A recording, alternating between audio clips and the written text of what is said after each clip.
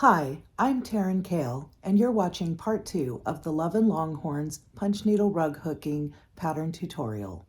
The pattern PDF offers a 9-inch square and 16-inch square for both punch needle and traditional rug hooking.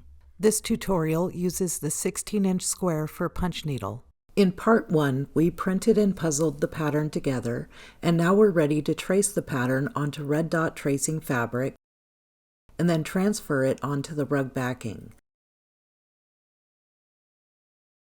Step 1 will be to transfer our paper pattern onto red dot tracing material. Pellin brand red dot is a non-woven graph material. It has a fabric-like texture and does not stretch or tear easily. The dots are spaced exactly 1 inch apart and can be useful for lining up your pattern with the weave of your backing fabric. Here I've attached the pattern to my red dot tracing material with masking tape. Now I can trace the pattern onto the red dot with a pencil. As you can see, I've aligned the dots as closely as possible to the outside of my pattern.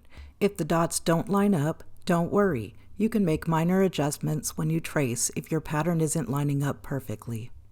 You're going to be tracing the pattern twice, once to get the design onto the red dot, and then again with markers that will bleed through the red dot and onto your rug backing. It's best to use pencil for the first tracing so your printed pattern stays clean, and you can later tell where you've already traced when you're using the markers. Now that the pattern is traced with pencil onto the red dot, let's get the backing fabric ready.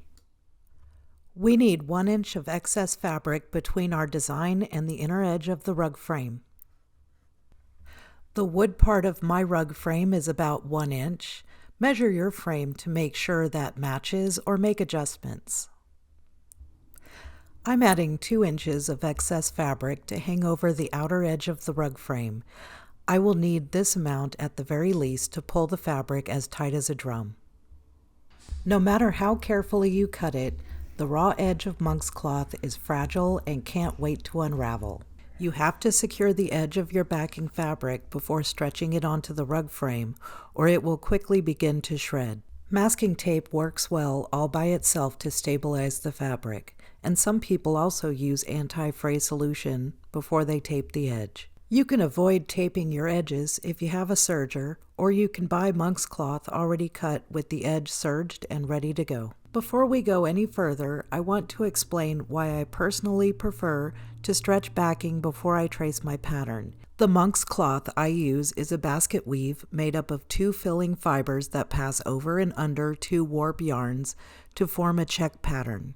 While the warp is always a beige color, every 25th column of filling fiber is white. In this simplified view, you can see how the white columns create stripes that are spaced 2 inches apart. The 2-inch separation remains even when the cloth is stretched. Now let's compare sketching on flat monk's cloth to sketching on stretched monk's cloth. It's easier for a marker tip to fit into the channels of the weave of stretched monk's cloth. I find that drawing on unstretched backing can result in sometimes thick and inaccurate lines. This is just my opinion. In fact, when you order patterns that are already traced, they're most likely not stretched onto a frame for that purpose. This would include my pre-traced patterns as well. Anyway, onward. Let's stretch the monk's cloth onto a rug frame. Loosely drape your monk's cloth onto your frame, making sure the white vertical lines are centered as you want them. Pull it outward evenly across the wire brushes on all sides. Now we're ready to start marking the monk's cloth, starting with horizontal and vertical lines. Here is the monk's cloth stretched on a frame.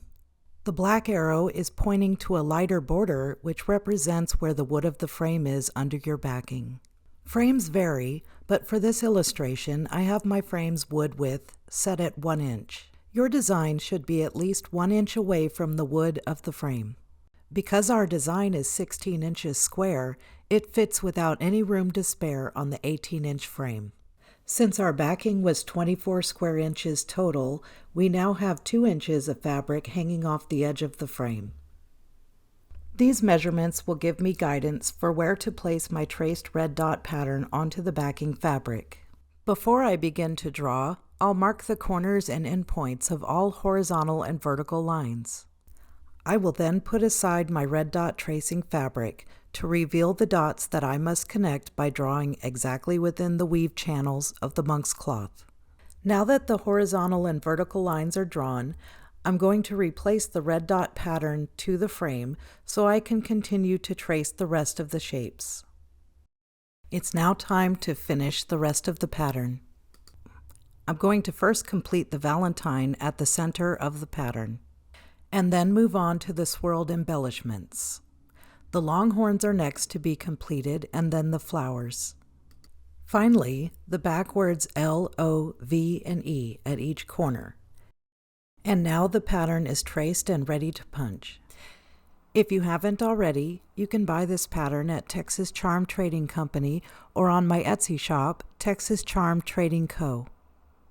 If you'd like to see more videos like this, subscribe to my channel and click the notification bell. Thanks for watching, and I'll see you in the next one.